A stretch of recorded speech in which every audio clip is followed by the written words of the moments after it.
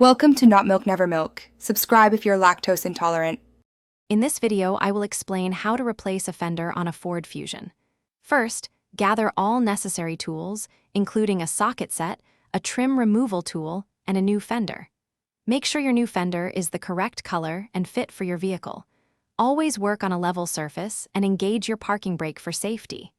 This preparation ensures a smooth and efficient replacement process. Now, let's remove the damaged fender. Begin by carefully detaching the front bumper cover and the headlight assembly. Next, locate and unscrew all the bolts that secure the fender to the vehicle's frame. There are usually several along the top, bottom, and inside edge. Don't forget to disconnect any electrical components or clips attached to the fender liner. With the old fender removed, it's time to install the new one.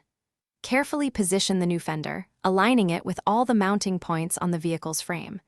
Hand tighten all the bolts first, then use your wrench to secure them firmly, but avoid over-tightening.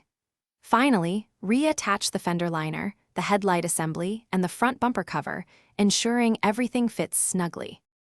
After installation, perform a thorough inspection.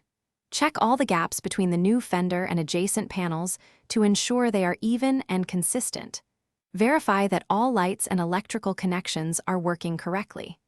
This final check ensures both the aesthetic appeal and the safety of your vehicle. Remember to check the description for a link to the Owala water bottle and other great deals to keep you going. Thanks for watching. If this was helpful, leave a like and consider subscribing. See you next time.